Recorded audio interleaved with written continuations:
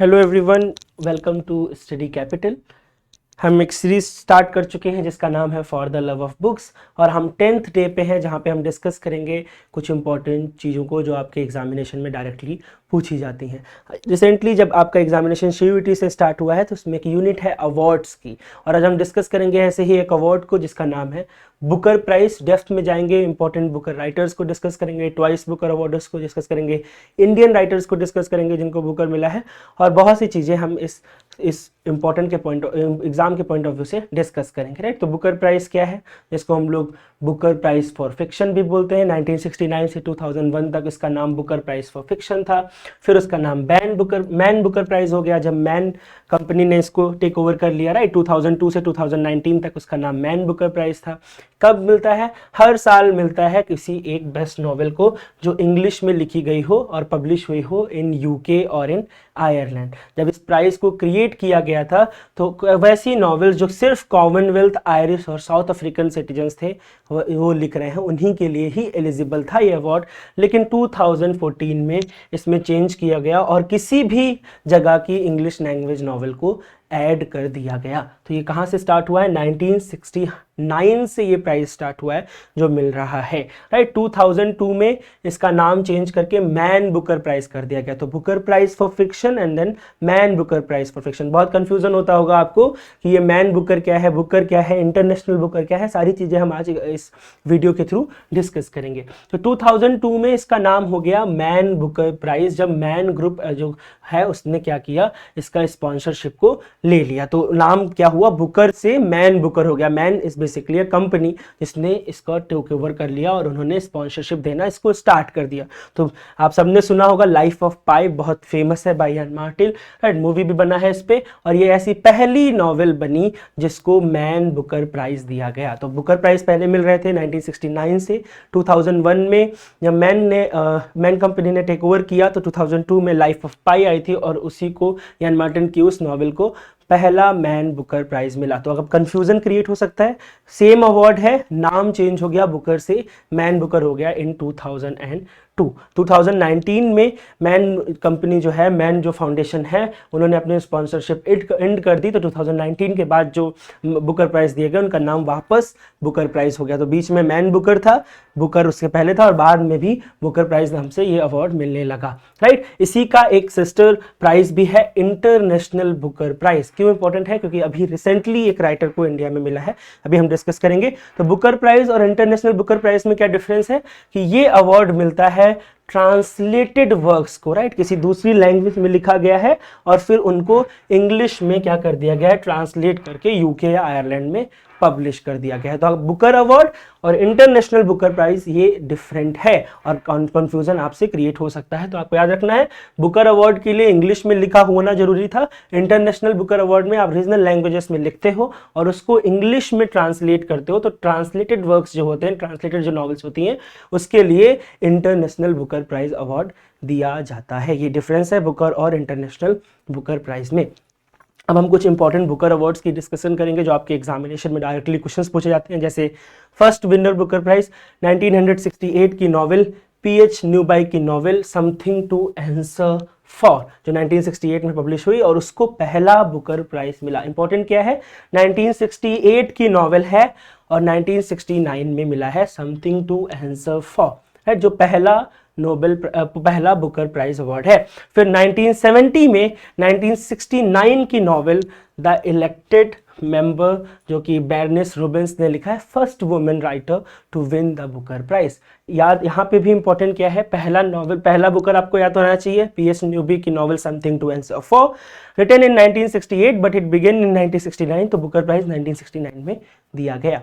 उसके बाद 1969 की नॉवेल बर्निस रूबिन्स की द इलेक्टेड मेंबर, उसको 1970 में अवार्ड दिया गया जो 1969 में लिखी गई थी, and this was the first time when any woman win the Booker prize. तो सेकंड ईयर में ही क्या हो गया, बर्निस रूबिन्स को ये अवार्ड दे दिया गया। तो आप देख रहे हो 1969 में 1968 की नॉवेल को मिला, 1970 1970 में 1969 की नॉवेल को मिला। 1970 में क्या हुआ, रूल चेंज कर दिया गया, राइट। पहले क्या हो रहा था कि एक साल पहले लिखी गई नॉवेल को अवार्ड मिलता था, तो the rules of the Booker it they change in 1971। Previously it had been awarded retrospectively to the book published prior to the year in which the award was given. तो 1969 में मिला तो 68 की novel को मिला, 1970 में मिला तो 1969 की नॉवेल को मिला, 1971 में जब मिला तो 1971 की ही नॉवेल को मिला। तो दैट मीन्स 1970 की नॉवेल्स को अवार्ड दिया ही नहीं गया। जो हम आगे चल के इन 2010 एक अवार्ड सुनते हैं जिसको लॉस्ट मैन बुकर प्राइज के नाम से जाना जाता है। बहुत इंपॉर्टेंट है, आपके एग्जामिनेशंस में क्वेश्चन यहां से आ सकते हैं। तो आपको याद रखना है कि 1971 में रूल चेंज कर दिया गया और जो उस साल की सेम ईयर की बुक्स हैं उनको अवार्ड देना शुरू कर दिया गया। That means the books they were published in 1970 they were not considered for the Booker in either year. तो ये बात बुकर प्राइज फाउंडेशन को 2010 में 40 साल बाद समझ में आई और 2010 में उन्होंने एक अवार्ड लॉन्च किया जिसका नाम दिया लॉस्ट मैन बुकर प्राइज। 1970 की कई सारी नॉवेल्स को नॉमिनेट किया गया और जे फेरल को उनकी नॉवेल ट्रबल्स जो 1970 में आई थी उसके लिए इनको बुकर अवार्ड दिया गया। अभी हम डिस्कस करेंगे कुछ राइटर्स हैं जिनको 2 बार बुकर मिला है, J Farrell is one of them.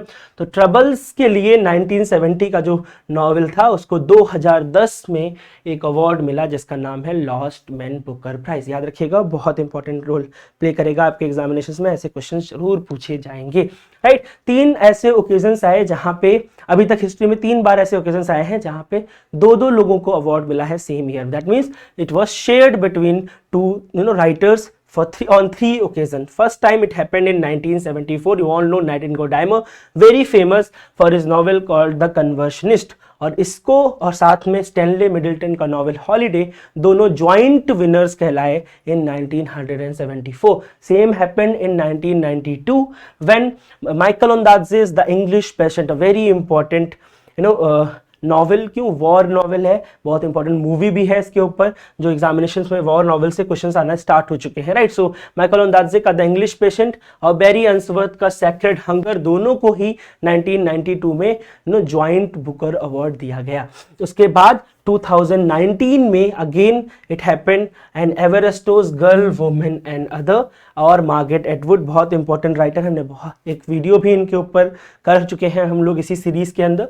So Margaret Atwood का the Testaments which was a sequel to her very famous novel called Handmaid's Tale and they both were winner of 2019 Booker prize. तो 3 ऐसे occasions आए 1974, 1992 and 2019 जहां पे Booker prize को 2 लोगों ने क्या किया, शेयर किया, राइट। इसके अलावा कुछ स्पेशल अवार्ड्स भी हैं, जैसे it began in 1969 we all know. तो जब इसका 25th एनिवर्सरी था तो एक इन्होंने अवार्ड निकाला Booker of Booker's, right, Booker of Booker's. That means कि उस पूरे 25 सालों में जितने नॉवेल्स को बुकर मिला है उसमें बेस्ट नॉवेल कौन है।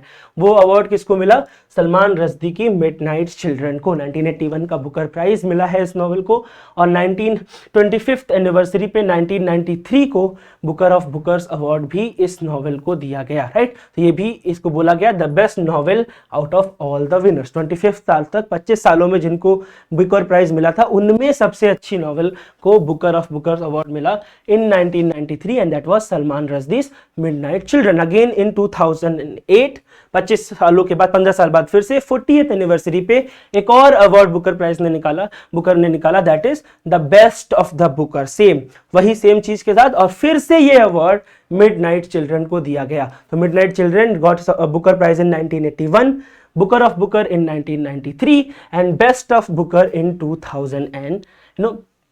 2008। ये बहुत इंपॉर्टेंट क्वेश्चन है, आपके एग्जामिनेशंस में ऐसे क्वेश्चंस आते हैं। इसके अलावा ये तीनों एक बार पूछे जा चुके हैं पर एक नया टर्म है, एक नया है जो आपको याद रखना है कि 2018 में 50th सेलिब्रेशन किया गया, राइट। बुकर का आप जोड़ सकते हो, ईयर ऐड कर सकते हो, राइट। 1969 के बाद 25th हुआ 1993 में, उसके बाद 40th हुआ 2008 में, अब 50th हुआ 2018 में जहां पे the golden Man Booker award आया।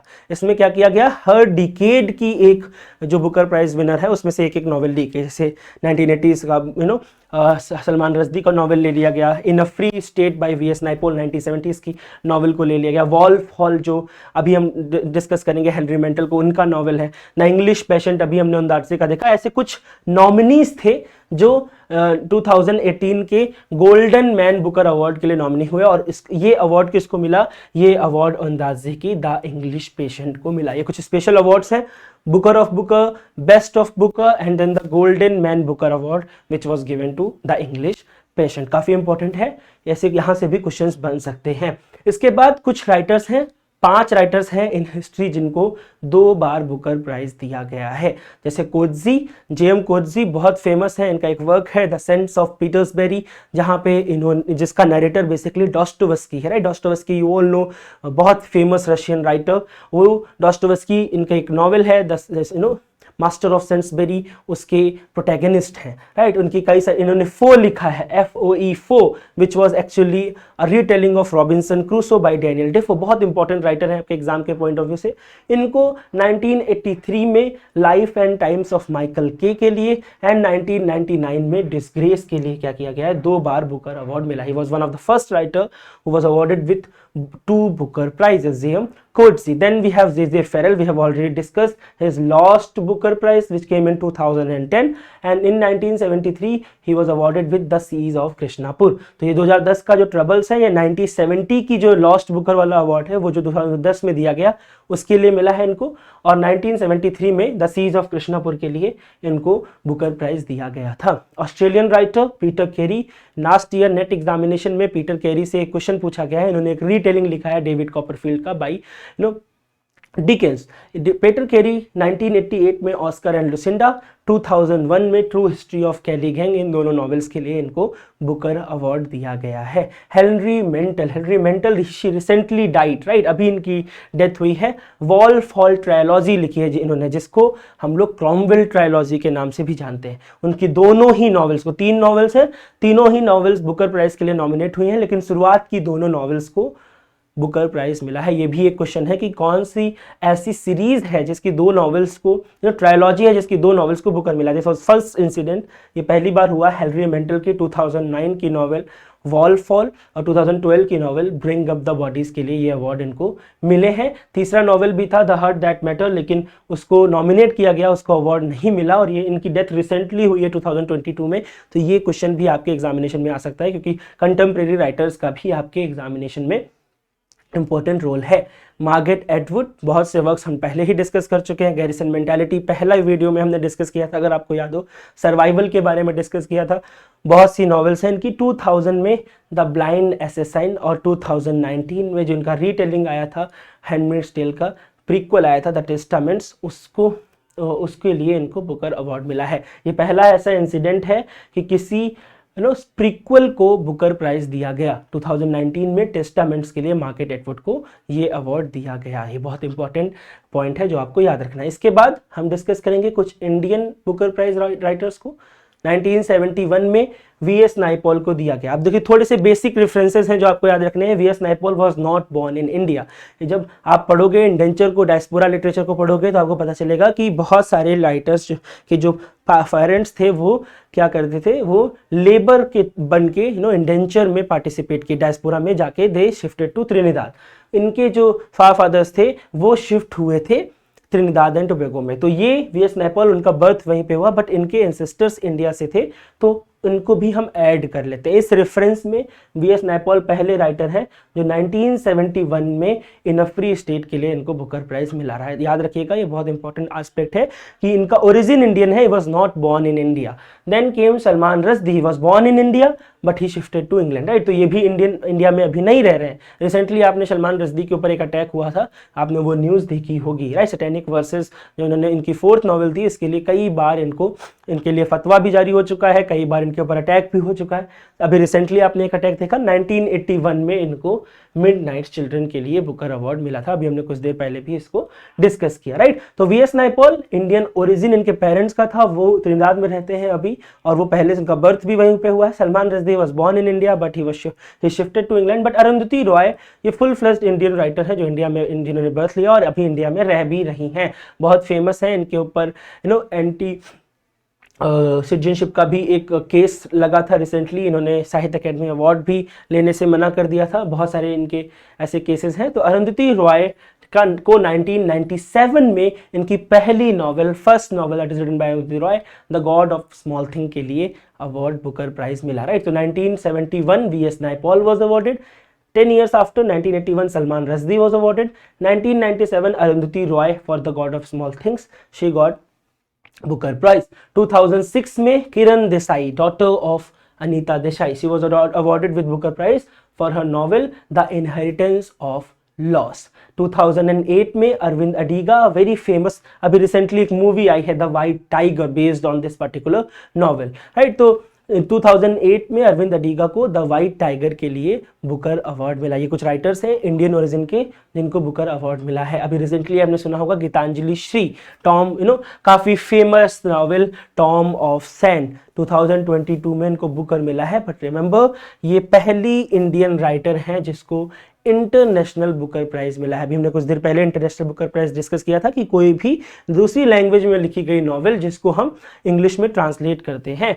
Tom of Sand was actually written in Hindi language by Geetanjali Shree and then she translated it into English and that became the first Indian writer to win International Booker prize in 2022। तो बहुत confusion हो सकता है आपसे, options में जो है Salman Rushdie, V S. Naipaul, Arundhati Roy, Geetanjali Shree का नाम दे सकते हैं और वो Indian writers International Booker prize पूछ सकते हैं और आप कंफ्यूज हो जाएंगे। तो आप डिफरेंस याद रखिएगा कि इंटरनेशनल बुकर प्राइज और जो नॉर्मल बुकर प्राइज है उसमें क्या डिफरेंस है। तो गीतांजलि श्री को रिसेंटली 2022 में टॉम ऑफ सैंड के लिए ये अवार्ड दिया गया। इसके अलावा ये इंपॉर्टेंट पॉइंट्स हैं, पर कुछ इंपॉर्टेंट बुकर प्राइज भी, जो इंपॉर्टेंट राइटर्स होते हैं उनको कब बुकर प्राइज मिला, डायरेक्टली आपके एग्जामिनेशंस में ये क्वेश्चन पूछ लिए जाते हैं।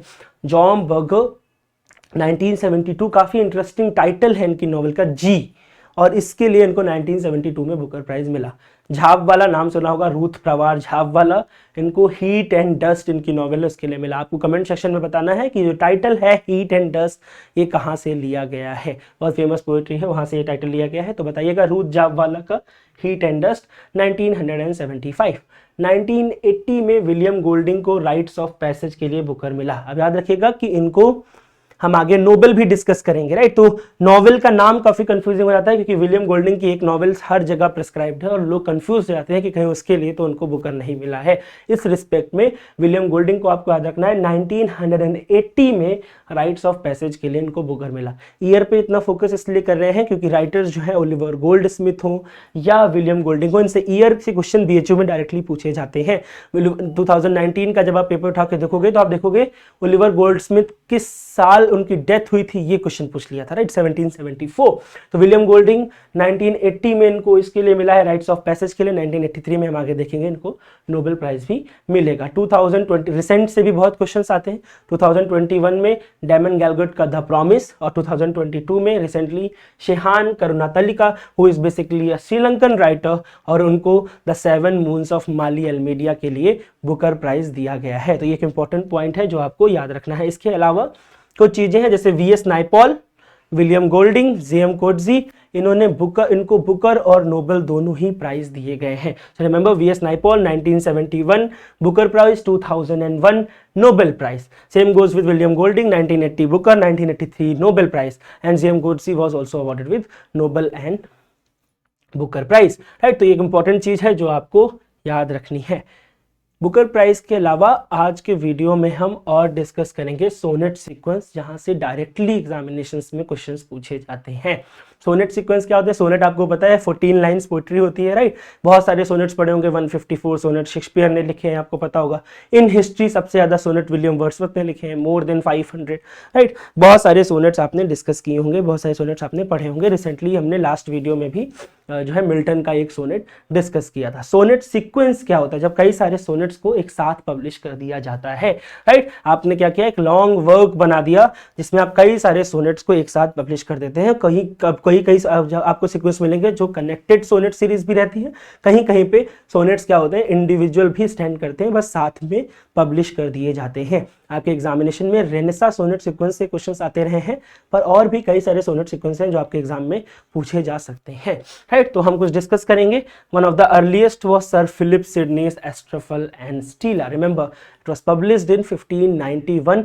ईयर इज इंपॉर्टेंट क्योंकि सिडनी और स्पेंसर के ईयर्स के इनके वर्क्स को क्रोनोलॉजिकल ऑर्डर में जो है अरेंज करने का क्वेश्चंस एग्जामिनेशन में आ चुके हैं। तो फिलिप सिडनी का 1591 में it was first sonnet sequence of Renaissance.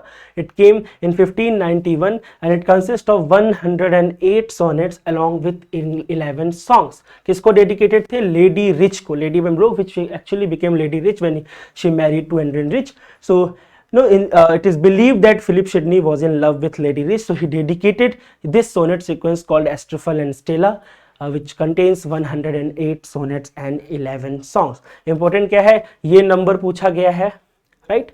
Year पूछा गया है।